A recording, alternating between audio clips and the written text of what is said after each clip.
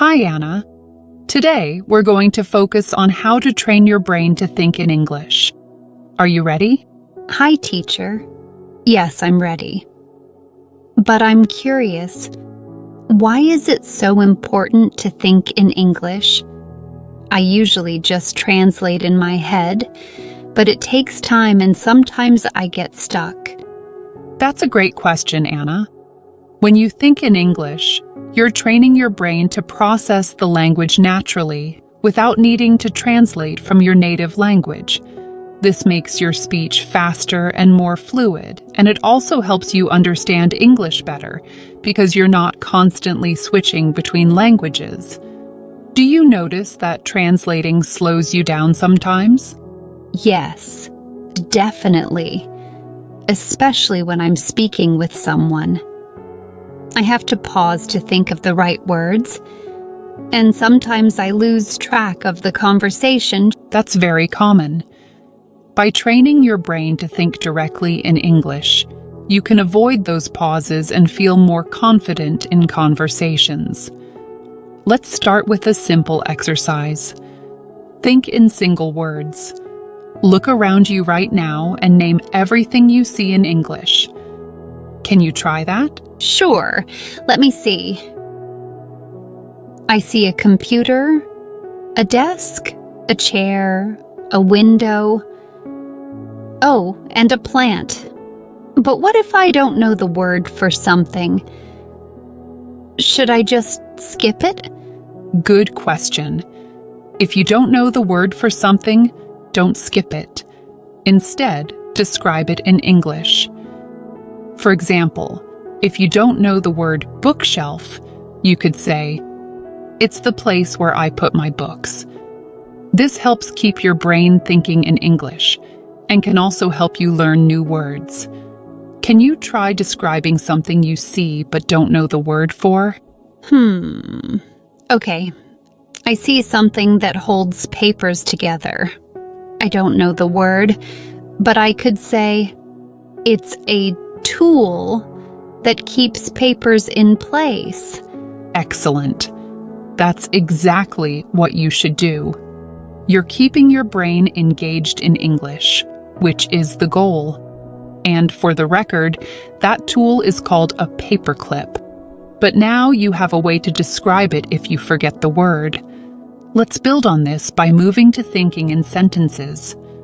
What kind of simple sentences can you think of based on what you're doing right now? I could say, I am sitting at my desk, or I am learning English. But sometimes I'm not sure if my sentences are correct. What should I do if I'm unsure? That's a great start. Don't worry too much about making mistakes when you're practicing on your own. The key is to keep practicing. If you're really unsure, you can write down the sentence and check it later or ask someone for help. It's all part of the learning process. What other sentences can you think of about your surroundings? Let's see.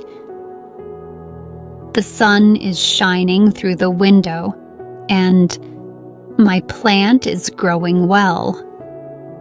But what if I want to talk about what I plan to do later? How do I say that in English? Great sentences. When talking about future plans, you can use phrases like, "I'm going to," or "I will." For example, "I'm going to study English later," or "I will call my friend tonight." How would you describe your plans for the rest of the day? I think I would say, I'm going to cook dinner later, and I will watch a movie tonight. Is that correct? Yes, that's correct. You're doing really well. Describing your plans in English is an excellent way to practice using different tenses.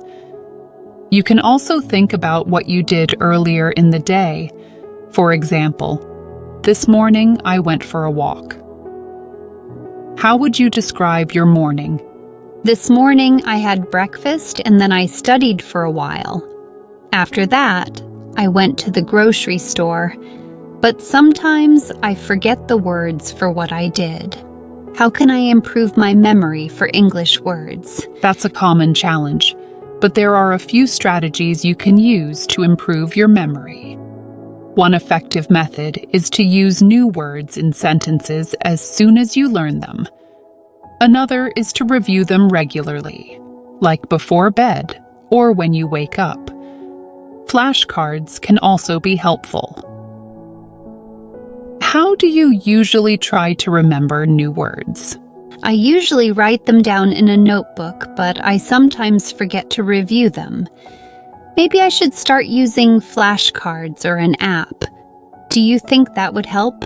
Absolutely. Flashcards and apps can be very effective because they make reviewing fun and interactive. They also help you practice regularly, which is key to remembering new words.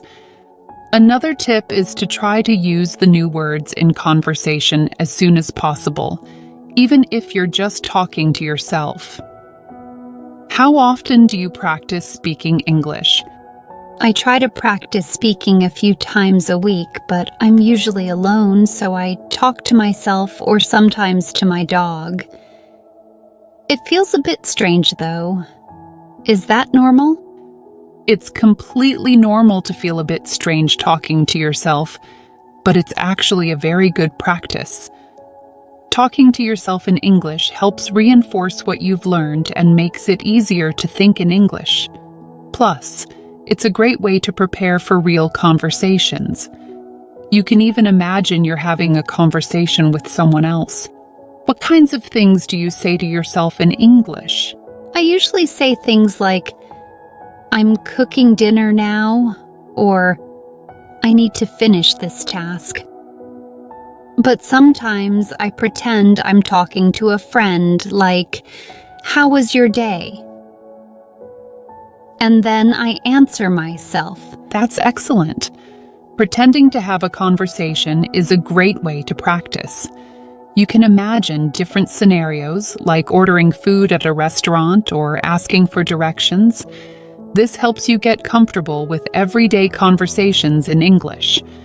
What other situations could you imagine? Maybe I could imagine I'm at a store, asking for help. I could say, "Excuse me, where can I find the bread?"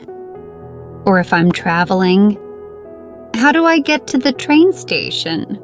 Does that sound good? Those are perfect examples. Imagining yourself in different situations is a great way to build your confidence.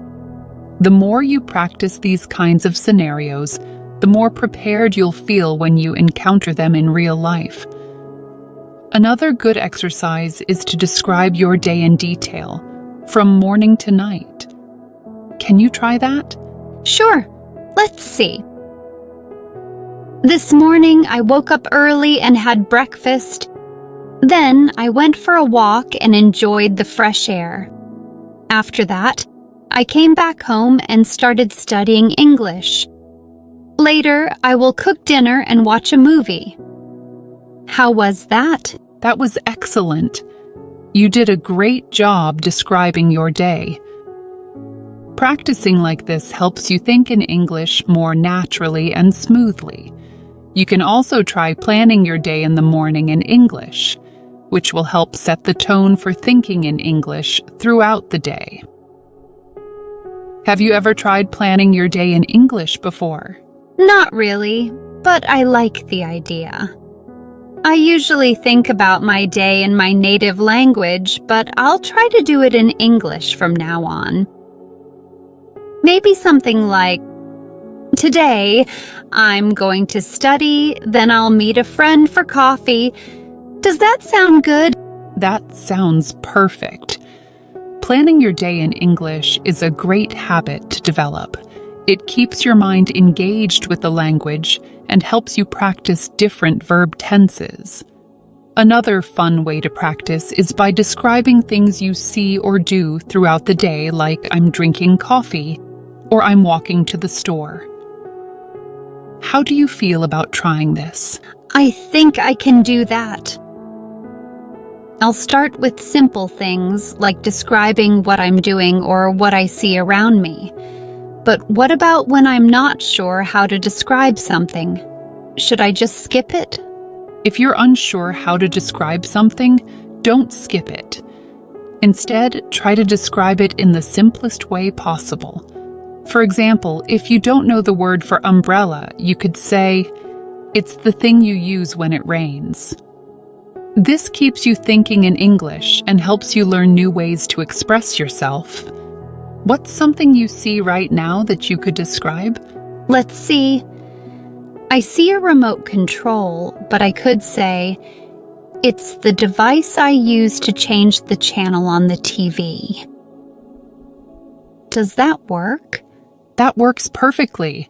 You're doing a great job of finding ways to express yourself in English. Over time, you'll build your vocabulary and be able to describe more things in detail. Also, try to challenge yourself by describing more complex things or even your thoughts and feelings. How would you describe how you're feeling right now? Right now, I'm feeling excited because I'm learning new things, but also a little nervous because I want to make sure I'm doing everything right. Is that a good way to say it? That's a great way to express how you're feeling. Being able to describe your emotions in English is very important, especially in real conversations. It's natural to feel a bit nervous, but remember that making mistakes is part of the learning process. The more you practice, the more confident you'll become. Do you have any other questions about thinking in English? Yes. One more question. How long will it take before I can think in English without having to try so hard? That's a very common question, and the answer depends on how much you practice. The more consistently you practice thinking in English, the faster it will become natural for you. For some people, it can take a few months of regular practice, while for others it might take longer. The key is to keep going, even when it feels challenging. How often do you think you can practice? I think I can practice every day, even if it's just for a few minutes. I can start with single words and then try sentences and conversations.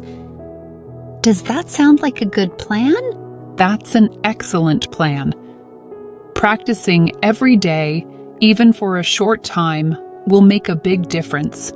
You're already making great progress, Anna. Just keep practicing, stay patient, and remember that every little bit helps. You'll be thinking in English naturally before you know it. Any final thoughts or questions before we wrap up? No, I think I've got it now. I'm excited to start practicing more. Thank you so much for all your help, teacher. I feel more confident already. You're very welcome, Anna. I'm really proud of your progress and dedication.